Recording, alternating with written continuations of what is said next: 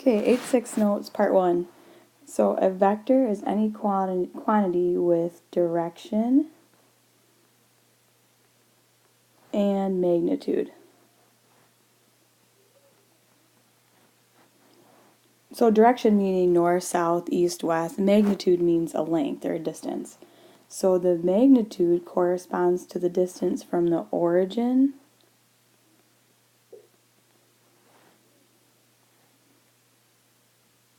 to the vector point. So you can use an ordered pair like this to denote a vector. So this doesn't have parentheses, it has these symbols right here.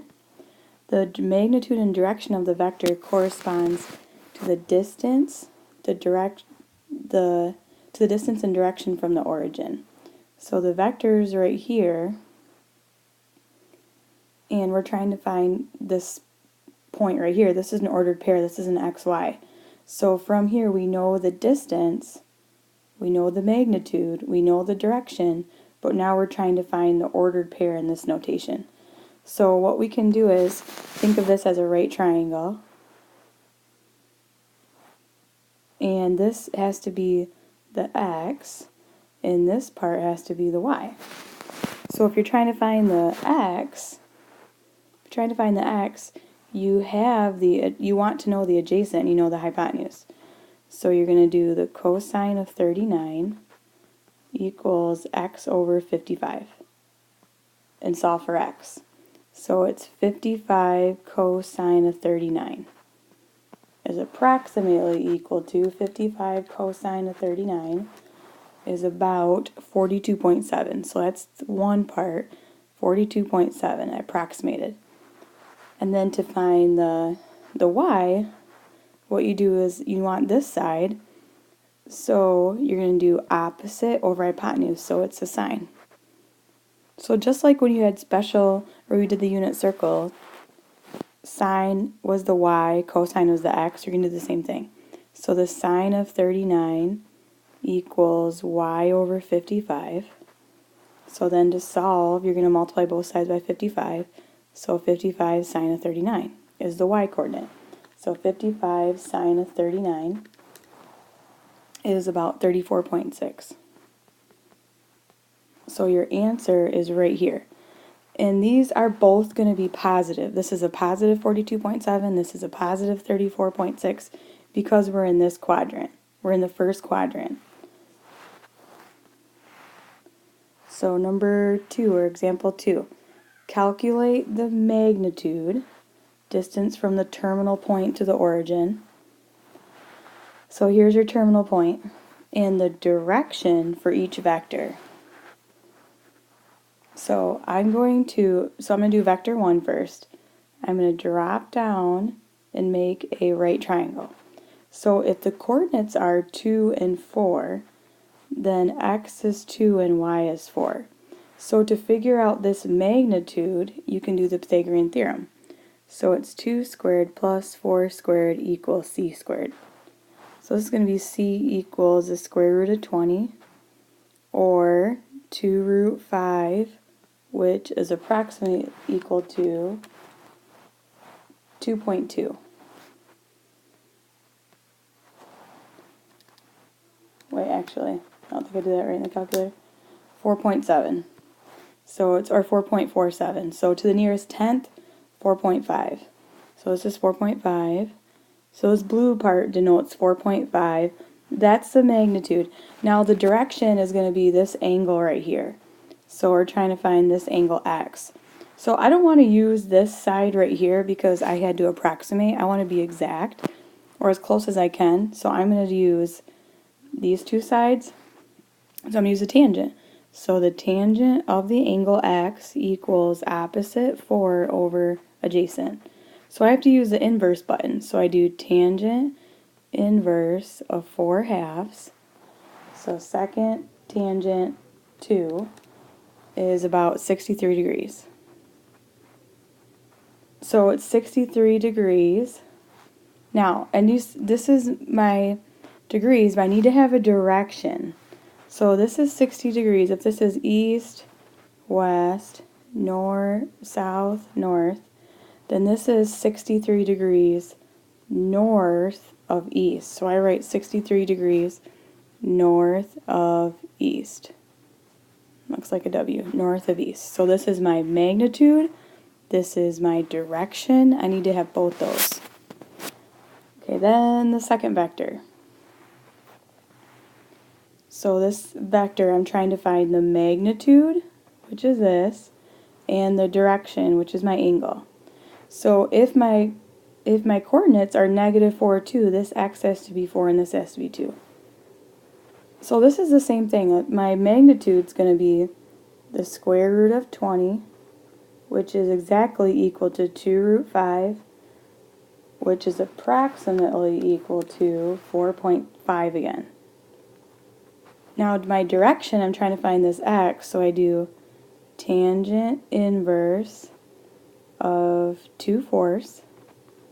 So second tangent 2/4 is 26.6 degrees. So I'll round it up to 27. So it's about 27 degrees. And now if this is 27 degrees, to describe it, you start west and go north. So it's north of west. So I have my magnitude and then I have my direction. So make sure you have both of those parts. And then vector 3, again, I'm going to make my right triangle. If the ordered pair is 1, -3, this side has to be 1, this side has to be 3.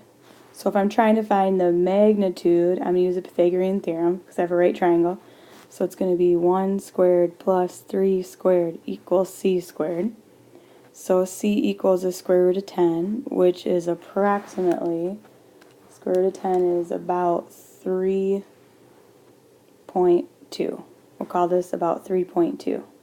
Now I have to find the direction. So this is my x. I always make my x, make sure that it is touching the x-axis. So I put my angle right here. So if I'm going to do the angle, I'm going to do the tangent. So the tangent of the angle, x, is equal opposite 3 over the adjacent. So now I need to do tangent inverse of 3 over 1. So second tangent, 3 divided by 1, or 3, is about 71.56 degrees. So I'll round it to 72 degrees. So 72 degrees, but I have to have a direction, not just 72 degrees. So it's 72 degrees south of east. You're starting at east and going south. So it's 72 degrees south of east. So I have my magnitude, and then I have my direction. So vectors need to have both of those. Okay, just practicing these directions here. Sketch a vector 20 degrees east of north. So what you do first is you start at the north, right here, and then you go 20 degrees east of it. So this is 20 degrees. So start at the second direction. So start at east, right here, and then go 30 degrees south of it. So right here is 30 degrees. Start at north, right here, and then go 40 degrees west. Right there, 40 degrees. And label where your degrees are. Start at west and go 20 degrees north. So this is 20 degrees. So make sure you can describe an angle and direction. Okay, then find the magnitude and direction of each vector. Kind of did that on the last part. Let's practice this. So the magnitude is this distance right here. So you're going to use the Pythagorean theorem. And the direction is your angle. So the magnitude is 33 squared plus 20 squared equals c squared. So I'm going to do this on my calculator. 33 squared plus 20 squared, and take the square root of that, is about 36. So I'm rounding. That's my magnitude. My direction is, don't use this angle, don't use that side, use the other two sides. So I'm going to do the tangent inverse of 20/33. So second tangent 20 divided by 33 is 31 degrees. It's about 31 degrees. So it's approximately 31 degrees north of east, because you're starting at east and going north. So here's my direction, here's my magnitude. And then the second one, we're going to do the Pythagorean theorem again. Okay, I jumped ahead. So this is my magnitude, and then I'm just doing my angle, which is tangent inverse 90 divided by 100. So my angle is about 42 degrees, and I have to describe the angle. So it's south of west. You start at west, and you go south. Okay, then describe each vector as an ordered pair. So what you're going to do is you're going to drop down x and y, and you're trying to find the x and the y. And at the end you write it as a vector. So I wrote out, to find the x, you do cosine. Remember, x is cosine, y is sine. And so I'm going to do 65 cosine of 45. So my x is about 46. I totally rounded that. And then for my y, I'm going to multiply both sides by 65 as well, and do 65 sine of 45. And get 46 again, which makes sense because this is a 45, 45, 90. So these x and y are going to be the same. So this is my vector written as an ordered pair. And they're both positive because I'm in this quadrant. However, over here, when I do this, the x is going to be positive and the y is going to be negative. Okay, for the second one, I jumped ahead. Remember that cosine is the x and sine is the y. So I also notice how instead of using 48 degrees right here, I use 42 because I want to use this triangle. So then I'm going to calculate 120 cosine of 42, and I get 89.1. So this is 89.1 is my x, if I round to the nearest tenth. And then I do 120 sine of 42, and I get 80.3. So if this is 80.3, this is actually going to be a negative 80.3. So it's negative because it's in this quadrant down here. The y is negative. And then the last part is adding vectors. So when you add vectors, the result is called the resultant. So basically when you have, I'm going to trace this red one over here.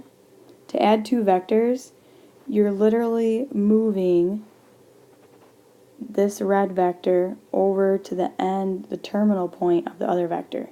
So you're taking this original point, initial point, and moving it over to the terminal point this way.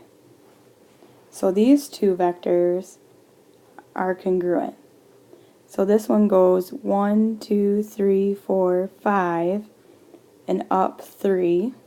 So I went over from 6, 1, 2, 3, 4, 5, and then up 3. So I would end right here, which would be 1, 5. So let me write it out. That's what it looks like as a graph. Now I'll write it out. So we had this red vector, which was at negative 5, 3. And then I added this black vector to it, which was 6, 2. So when you add vectors, I could write what the vector is based on the ordered pair right here and add them by just adding up their x coordinates and then adding up the y coordinates. And here's a visual of it. And it really doesn't matter if you would start at this one and move this one over here. You'd still end up at the same time. So then I'll do the second one. This vector right here is negative 2, 2. This vector right here is 3, negative 3. So if you add these x's up, you're going to get 1. Add these x's up, you're going to get negative 1. So you're literally moving this guy over here, and it's going to stop at 1, negative 1.